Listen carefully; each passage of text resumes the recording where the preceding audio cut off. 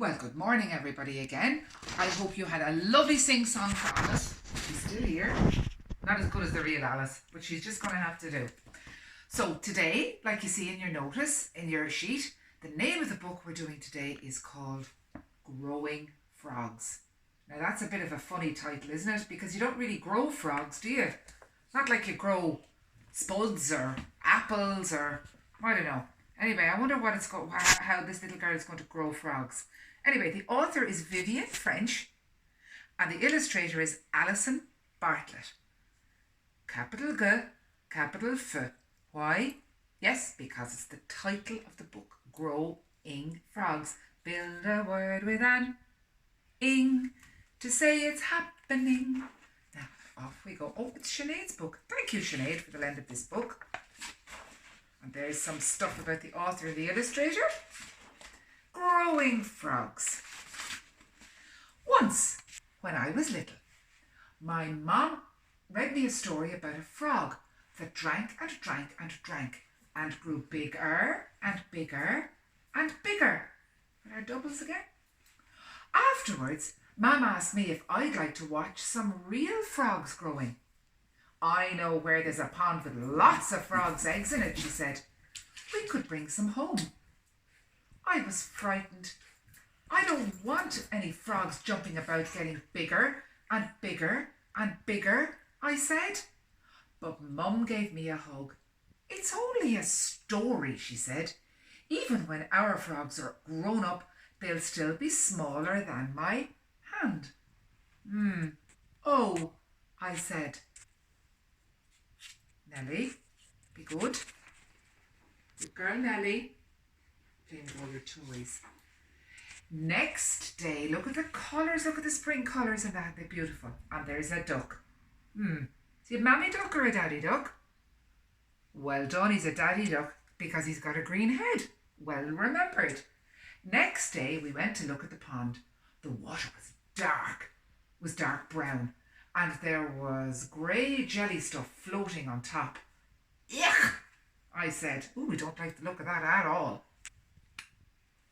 It is a bit yucky, is it? Let's have a closer look. Then, there's the frog spawn, said Mum, and she pointed to the grey jelly stuff. I bet that was laid last Friday night. The frogs were croaking so loudly, I couldn't get to sleep. Now, does anybody remember these? What these are called? We learned about them in, was it Tir na Nog? No, it was the Children of Lir, because they grew by the side of the lake. What are they called? Remember we said they looked like sausages? Yes, they're called rushes. Well done, and they always grow by water. You see the black dot in the middle of each jelly shell, said Mum. That's going to grow into a tadpole. Where are the frogs? I asked. Tadpoles grow into frogs, she said. Little ones. No giant frogs here. Mum put some pondweed and some stones into a bag. She filled a bucket with pond water. Then I scooped a little of the frog spawn into it. Look, she didn't touch it with her hands. Always use pond water for growing frogs at home. Tap water has chemicals like fluoride in it, which might poison them. Now, it's very good for us, but it's not good for frogs. And in the same way, drinking pond water is not good for us, or brushing our teeth in it. Ugh. Now,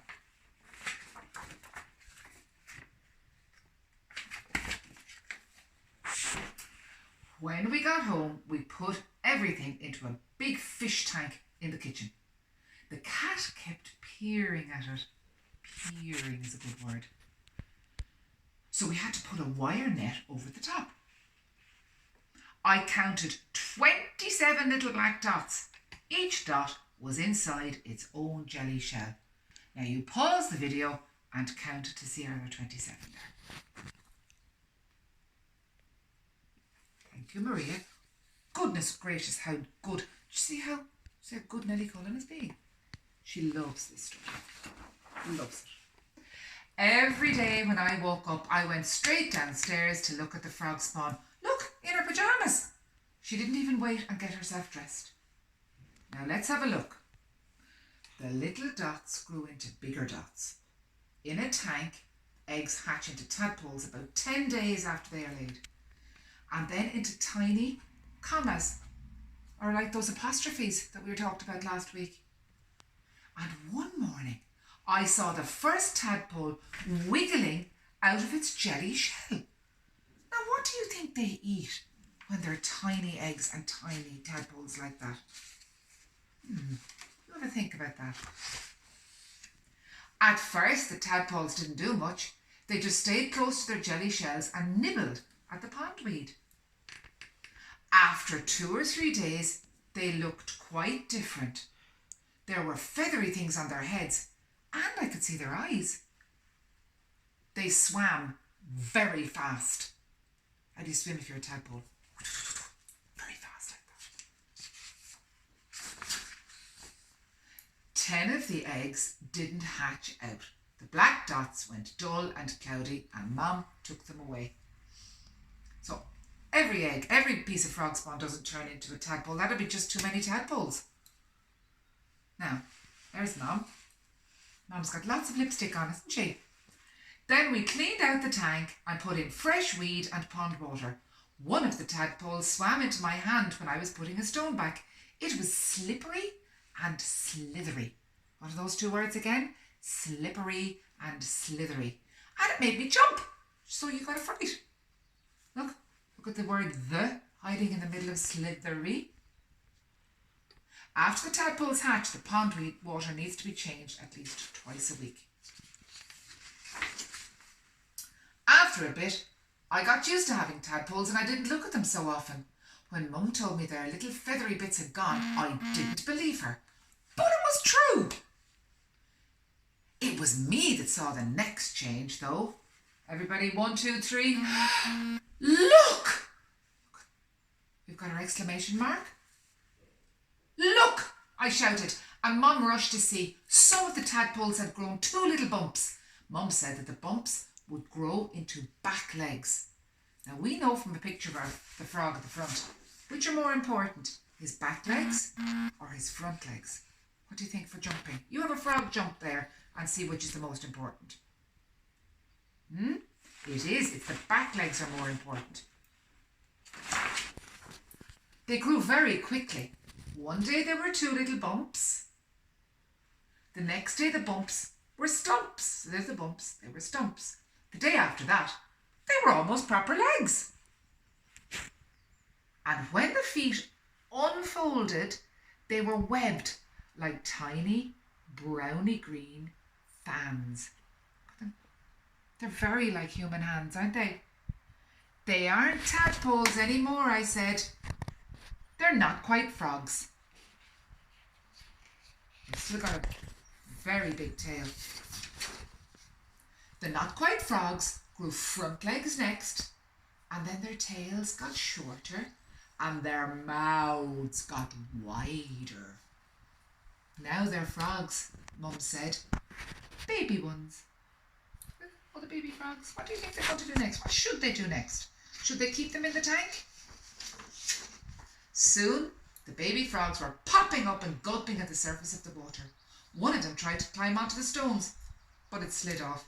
Mum said they were getting ready to leave the water. Grown-up frogs breathe air, she said. That's what the stones are for, so our frogs can climb out of the water and breathe. Not long after that, Mum said it was time to take our baby frogs back to live in the pond with all the other baby frogs. I was sorry to leave them, but Mum said we could come back and visit every day. It's a good idea. One rainy morning a week later, Mum woke me up very early. Hurry, she said, and we ran downstairs and out to the pond. There were hundreds of tiny frogs hopping all over the grass. They're looking for dark, wet places to live in, Mum said, but they won't go far, and in a couple of years they'll be back to lay frog spawn of their own. So that's our life cycle. Complete now, for full circle. Will they be bigger then, I asked. Just a little, said Mum. Good, I said. I like having frogs jumping about, getting bigger and bigger and bigger. And who's going to jump like a frog there? Look, she's all set, isn't she? Is that the end? I think that's the end. Yeah, that's the end. The end. Now, later in the week, we'll come back and we'll make a little life cycle here, and then you can copy it into your copies. Okay? Hope you had a good Mother's Day. Hello, mummies. Hello, daddies. Talk to you soon. Bye.